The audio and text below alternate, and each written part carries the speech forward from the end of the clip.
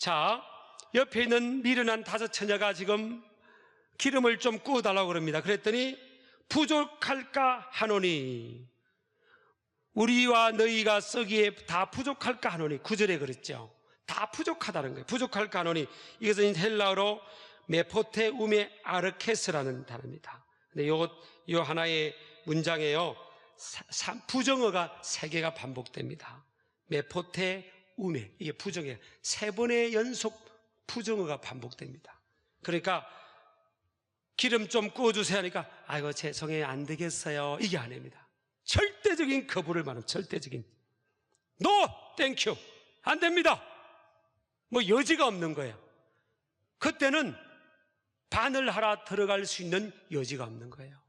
그러니까 이러면 은혜도 평상시 받아야 되고요. 신랑 되신 주님이 온 이후에는 아내가 올라가면 아내의 치마 붙들고 따라 올라가고, 믿음 좋은 엄마 아빠가 올라가면 엄마 아빠 손잡고 나도 올라가고, 그런 상황이 되는 게 아니에요. 이 구원은요, 신랑 되신 주님이 오신 이후에는 구원은 내 믿음입니다. 저와 여러분의 각자의 믿음으로 인해서 구원의 문제가 결정될 줄을 믿습니다. 한 사람의 신앙이 다른 사람의 구원까지를 책임질 수는 없다는 거예요. 신랑 되신 주님이 오신 이후에는 책임질 수가 없다는 거예요. 신랑이 온 이후에는 모든 것이 늦은 상황이 됨을 그 미련한 처녀들은 알지를 못했어요.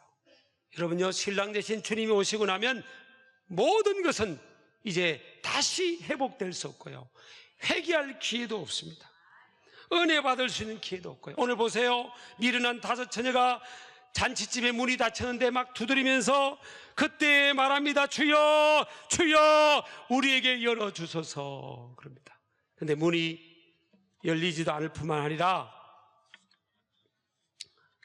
문이 꼭꼭 닫혀 있습니다. 그래서 슬피 울며 이를 간다 그랬어요. 후회한다는 겁니다. 그래서 여러분, 지옥에 가면요, 모든 사람들이 대화를 하고 말을 할 때 지옥에 있는 모든 사람들의 말의 특징은요, 제일 마지막 말로 껄 한다는 거예요. 아휴, 그때 기도할 걸, 아휴, 그때 예배 잘 드릴 걸, 아휴, 그때 은혜 받을 걸. 한번 따라해보세요. 시작. 걸. 후회하는 인생이에요. 근데 그때는 후회해봐도 소용이 없는 겁니다. 여러분, 여기서 신랑은요, 다시 오실 재림의 주 예수님입니다. 예수님은 초림으로, 처음에 오신 예수님은요, 사랑의 주님으로 오셨지만, 세컨 커밍하는, 2번째 오시는 재림의 주님으로 오신 예수님은 심판의 주로, 신부되는 우리 모든 성도의 신랑 되신 주님으로 이 땅에 재림하게 될 줄을 믿습니다. 먼저 공중의 어린 양의 혼인잔치를 배설하고요, 구원받은 우리 하나님 백성들을 그것으로 인도할 줄을 믿습니다. 그래서 사도행전 1장 11절에 보면 너희 가운데 하늘로 올려주신 이 예수는 하늘로 가심을 본 그대로 오시리라 그랬어요. 우리 여러분, 예수님 다시 오십니다. 저는요, 오늘 메시지는 좀 무겁기는 해요. 근데 나중에 조금 재밌는 것도 있으니까 졸지 마시고요. 저는 예수님 재림을 믿는 목사입니다. 그리고 예수님께서 오늘 재림하셔도 좋겠어요. 이 아멘 소리가 점점 줄어들고 있어요. 어떤 청년들에게 그랬더니, 목사님, 그래도 장가라도 가고 예수님 오셔야죠. 어떤 사람 집이라도 좀 큰 집에 한번 살아보고 큰 차 한번 타보고. 여러분요, 저는 예수님이 오늘 오시면 좋겠어요. 빨리 오시면 좋겠습니다. 이런 인생길이 얼마나 힘든데, 하나님 나라는 눈물도 없고 근심도 없고 괴로움도 없고 슬픔도 없고 배고픔도 없고 하나님이 주신 기쁨이 충만한 곳인데, 그 나라를 사모하시길 주의 이름으로 축복합니다. 자, 그래서 여러분, 미리미리 기름을 채워야 돼요. 고린도서 6장 2절에 보면 보라 지금은 은혜 받을 만한 때요, 보라 지금은 구원의 날이라. 지금 내가 은혜를 받아야 되고 지금 내 구원의 문제가 점검이 돼야 되는 겁니다. 제가 어저께 이제 토요일 오후에 노인 요양원에 이제 신방을 갔습니다. 가서 저희 교회 권사님, 연세가 많으신 권사님이 그곳에 요양하시는데 갔어요. 처음 저는 뵙는 거죠. 이제 아흔이 다 돼가시는 분인데, 그렇지만 저를 보더니 굉장히 반가워하시더라고요. 거동은 못하셔도. 아마 부근되시는 우리 분이 가서 저에 대해서 이렇게 좀 설명을 하고 사진도 보여주고 그랬던 것 같아요. 설명을 하면서 새로운 담임 목사님이 엄청 미남이라고 했다더라고요. 그래서 제가 좀 미남인 것으로 믿기로 했습니다. 제가. 네, 이렇게 모처럼 만나고 처음 만나는 거잖아요. 믿음이 있는 권사님이지만 그래도 연로하시니까 몸도 불편하시고 언젠가는 주님이 부르시면 우리가 주님 앞에 서야 되니까. 그래서 무슨 설교할까 하다가 제가 구원 상담을 했습니다. 구원. 권사님, 예수님은 우리 구세주신데 예수님을 구세주로 믿어야 하나님 나라 갈 수 있습니다. 예수님을 구세주로 믿으시냐고. 이분이요, 감사하게도 아멘. 시작. 아멘.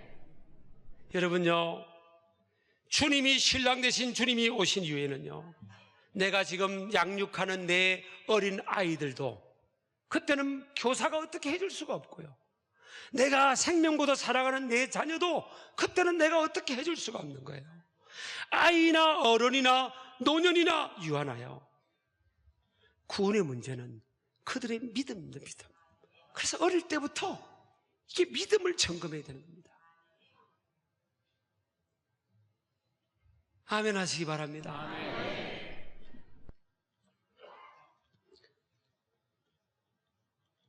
그때는 회개할 시간도 없고요, 은혜 받을 수 있는 기회도 없는 거예요. 그러니까 이게 평안할 때, 시간이 주어졌을 때 어쩌면 우리 예수님께서 우리가 원하는 것보다, 많은 믿음의 선지자들이 원하는 시간보다 좀 지연돼서 오는 것처럼 보일 때도 있어요.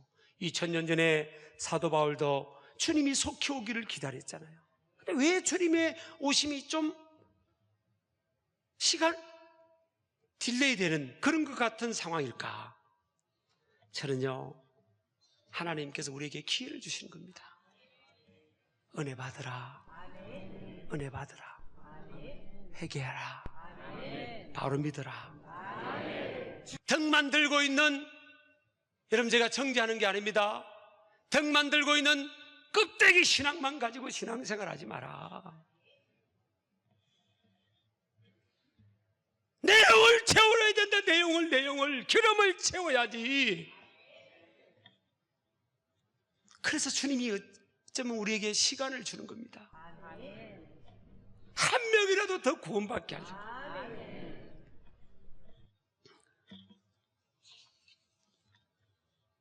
신랑 되신 주님은요, 그날과 그때는 모른다고 했어요. 갑자기 오십니다. 오셔서 지금 미련한 저희들이 막 문을 두드리고 있으니까 예수님께서 내가 너희를 알지 못하노라. 내가 너희를 알지 못하노라. 주여 주여 밖에서 부르는 겁니다. 그러니까 형식적인 믿음을 있은 거죠. 그런데 내가 너희들을 알지 못하노라. 여러분, 예수님께서 왜 인생들을 모르겠어요? 이거는요, 그들의 이름을 모른다는 게 아니에요. 여기서 안다는 단어는 헬라어로는 오이다고 히브리어로는 야다입니다. 야다, 오이다. 단순한 지적인 알을 넘어 교제와 경험을 통해 아는 상태, 그리고 관계를 통해 깨달은 상태를 의미하는 거예요. 남자와 여자가 한 지붕 밑에서 한 방에서 같이 결혼을 하고 살아가면서 남녀가 서로 알아가는 그 암, 하나님에 관해서 knowing about God가 아니라 knowing God, 하나님을 체험적으로 경험적으로 아는 암, 그 알을 말합니다. 그래 평상시에 이 미련한 다섯 처녀들은 주님과 경험적인 믿음의 관계가 없었던 거예요. 친밀한 관계가 없었던 겁니다. 그러니까 주님께서 어떻게 해줄 수가 없는 거예요. 그래서 내가 너희를 알지 못한다. 여러분, 우리 신길 가족들뿐만 아니라 저희 교회 또 이런 예배시랑은 또 방송도 나가기 때문에 한국교회 모든 교회들을 향한 저는 이 설교를 준비하면서 좀 거룩한 부담이 있습니다. 그리고 엄중한 마음으로 우리가 우리의 모습을 점검하기를 원합니다. 정말 신랑 되신 주님이 오실 때 맞을 준비가 돼 있습니까? 저는 주님께서 알곡도 있고 가라지도 있다고 그러잖아요. 은혜로운 교회 같은 교회는 비율이 적겠죠. 담임 목사 입장에서는 한 사람도 우리 가족 중에, 신길 가족 중에 한 사람도 잔치집에 참여하지 못하고 문 밖에 있지 않기를 원합니다. 근데 그거 알 수가 없는 거예요. 진짜 우리가 하나님의 나라를 믿고 있냐? 예수님을 내 구세주로 믿고 있냐? 하나님의 살아계심을 믿고 있냐?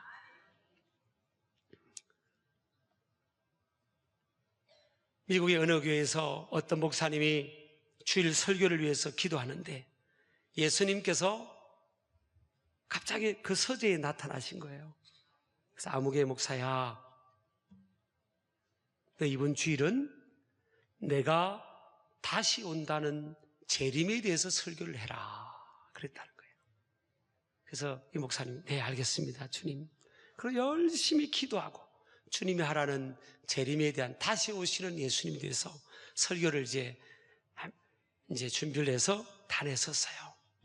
근데 예수님이 하라는 설교를 가지고 준비해서 하시니까 얼마나 성도들이 은혜 받을까, 그렇게 기대를 가지고 설교를 또 했더니 교인들이 은혜를, 목사님이 원하는 만큼 은혜를 못 받고 그냥 눈을 뜨고 멀뚱 쳐다보는 것 같다라는 거예요.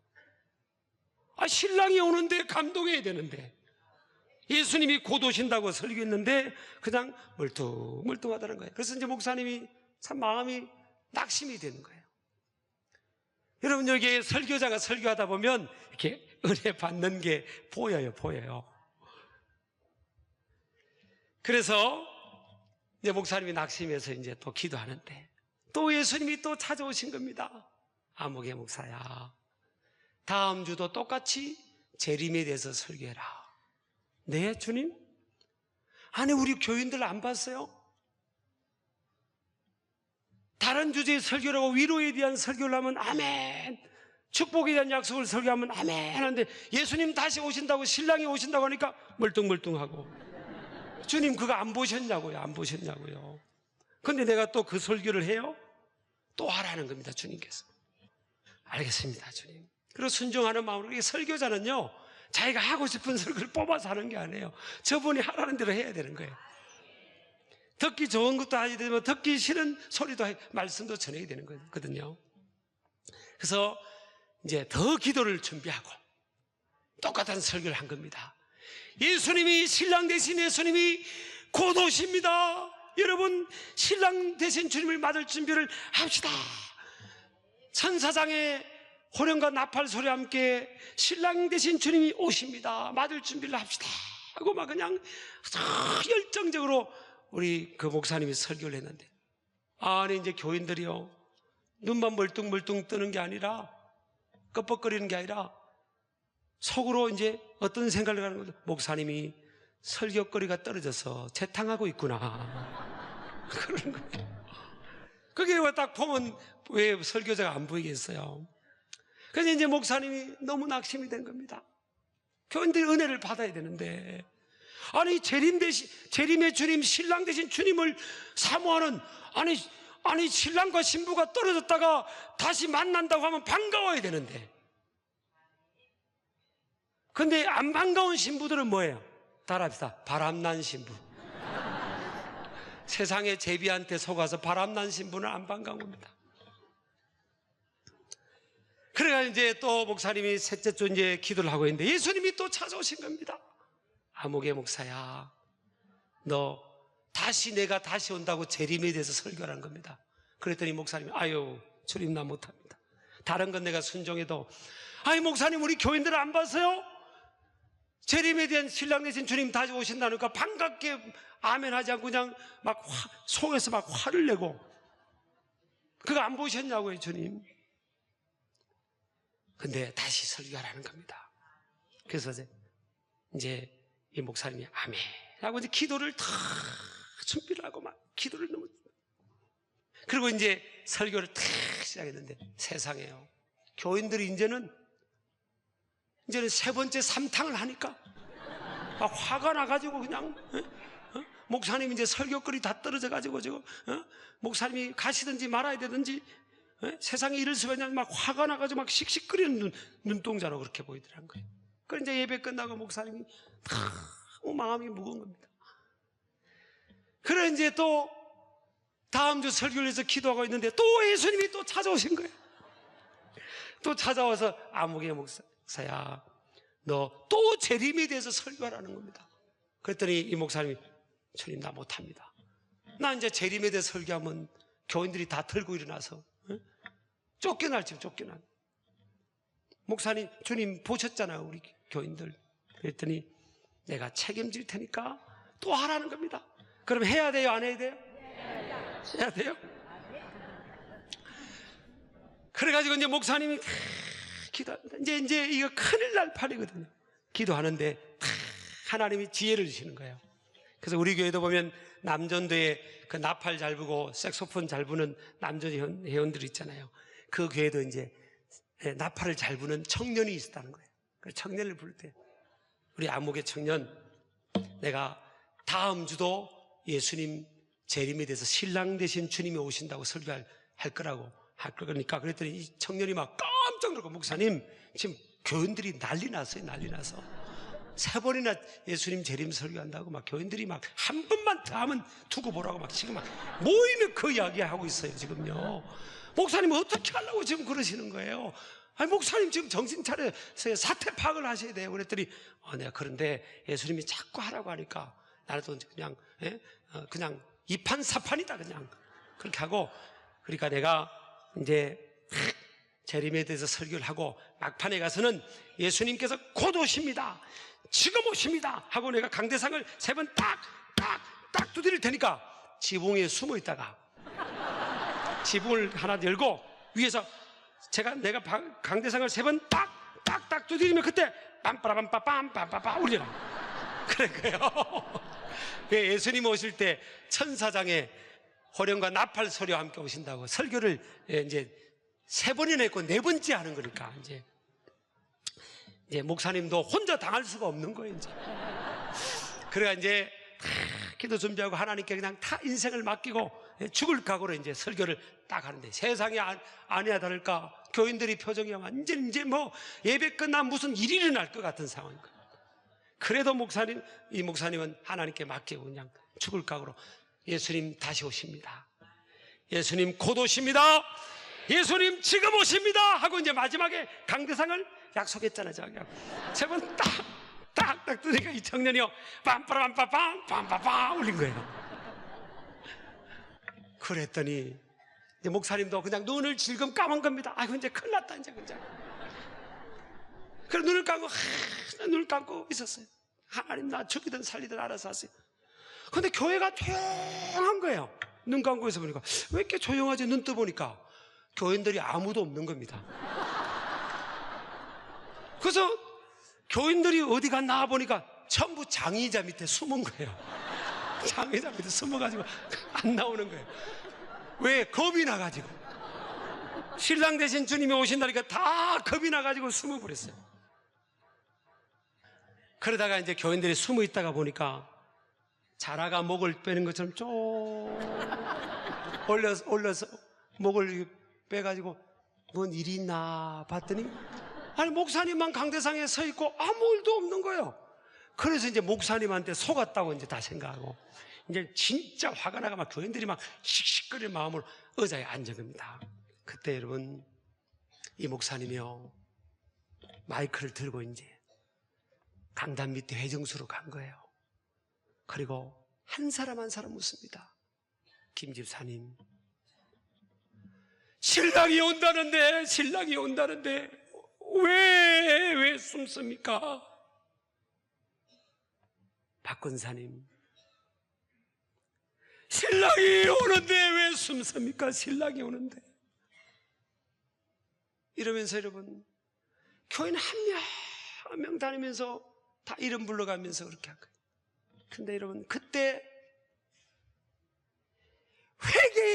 회개의 영이 임해버린 겁니다. 회개의 영이 임해가지고 온 성도들이 정말 보니까 자기의 실체가 보인 겁니다. 쭉정인 거예요, 쭉정이.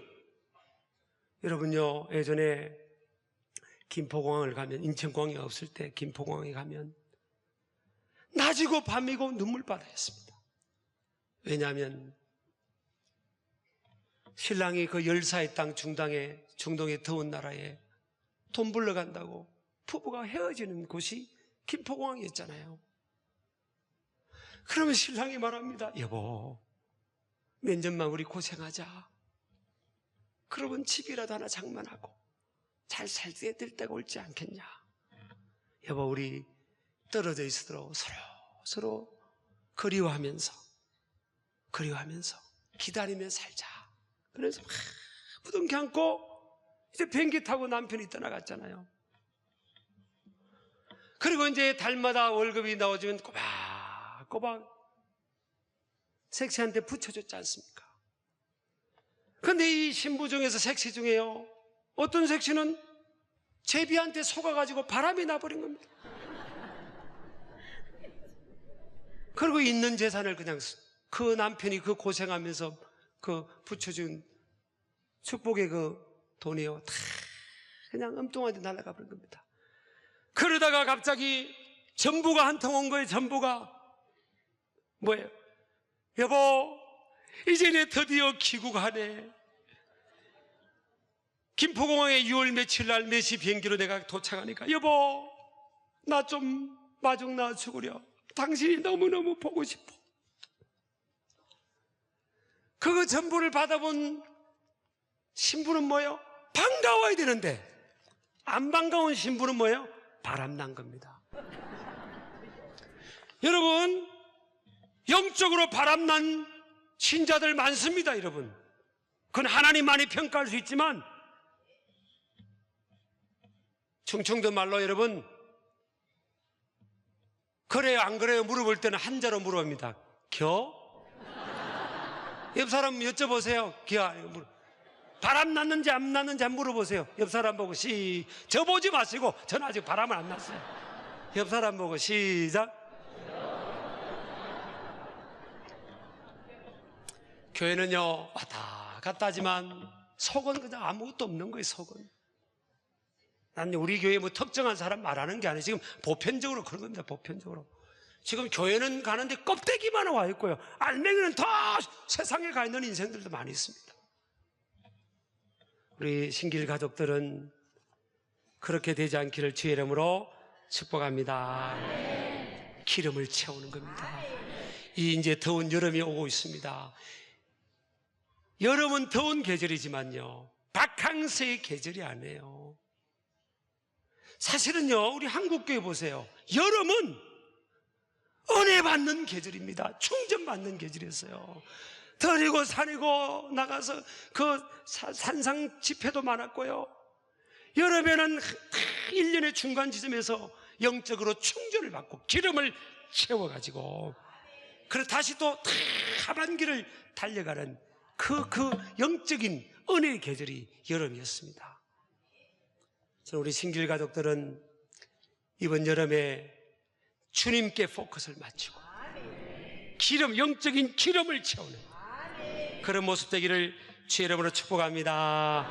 그래서 전교인 가족 수양에도요, 은혜 받는 계절로 하고, 가족이 좀 다 모여서 함께 기도하고 예배도 드리고 교제도 하고, 휴가를 크게 좀 쓰시고요. 그래서 아이까지 전원 한번 다 가가지고, 하여튼 그렇게 놀랍도록 교회와 가정이 회복되고 신앙적으로 회복되는 역사가 있기를 축복합니다. 주님이 다시 오실 때요, 우리 승길 가족들은 한 명도 빠짐없이 남지 않기를 주의 이름으로 축복합니다. 우리는 들림받아서 어린 양의 혼인잔치에 참여하고 있는데, 남한 사람은 이제 성경책 들고 주일날 한번 교회 한번 가볼까 하고, 그럼 그때는 저도 없어요. 혼자서 예배 드리세요. 예배 드리세요. 여러분, 이게 웃지만요 굉장히 심각한 겁니다. 우리의 영혼을 어디서 보내야 될까? 여러분의 가족들, 자녀들 점검하세요. 점검. 구역 식구들, 목장 식구들, 팀 식구들 한 명도 믿음의 낙오작 없이 신랑 되신 주님 오실 때 주님 맞이하는 모습 되기를 주의 이름으로 축복합니다.